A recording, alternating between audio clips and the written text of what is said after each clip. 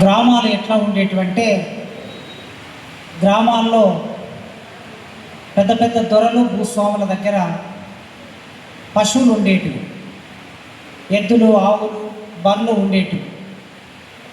20 బర్రెలు 30 బర్రెలు 20 ఎద్దులు ఒక 50 ఆవులు ఇట్లా ఎద్దుల కొట్టం ఉండేది. ఆ ఎద్దుల కొట్టంలో నుంచి పేడ అంతా తీసుకొచ్చి ఒక దగ్గర పెంట గుంత పెట్టి ఆ గుంతలో పడేసేవాళ్ళు. ఆ పెంట గుంతలు ఎక్కడ ఉండేవి అంటే గ్రామాల్లో దళితులు బీసీలు నివసించే దగ్గర పెద్ద పెద్ద పెంట గుంతలు ఉండేటివి.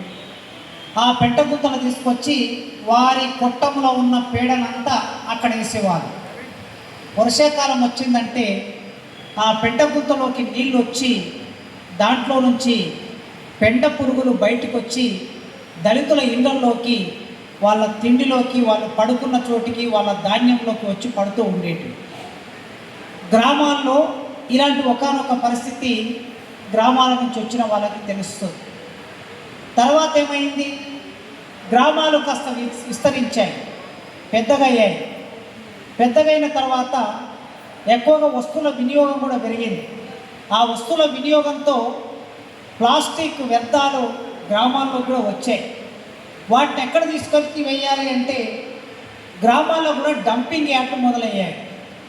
ఆ ఊరిలో ఉన్న చెత్తనంతని తీసుకొని పోవడానికి ఒక ట్రాక్టర్ గవర్నమెంట్ ఇస్తుంది. ఆ ట్రాక్టర్ మీద ఒక 2-3 పనిచేస్తారు.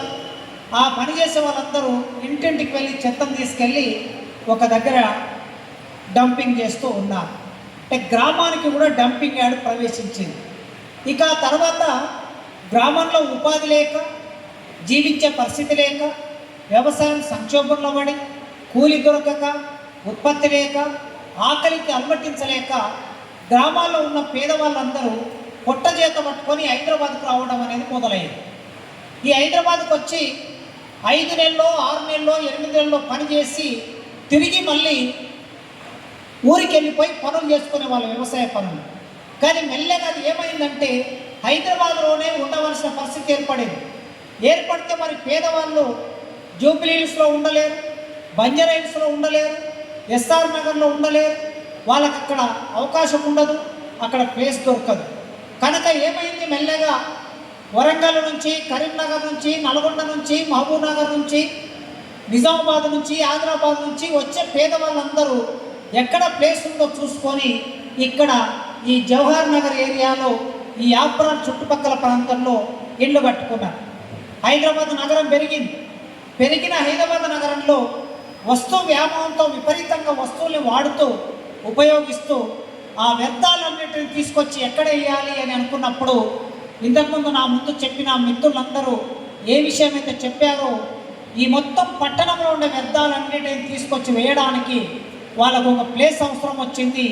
బహుశా 1992-93 ప్రాంతంలో ఇక్కడ డంపింగ్ యార్డ్ ఏర్పాటు చేసి ఈ వ్యర్థాలన్నిటి ఇక్కడ వేస్తున్నారు. కనుక ఇప్పుడు మనం ఆలోచించవలసింది, చేయవలసింది ప్రత్యామ్నాయ మార్గాల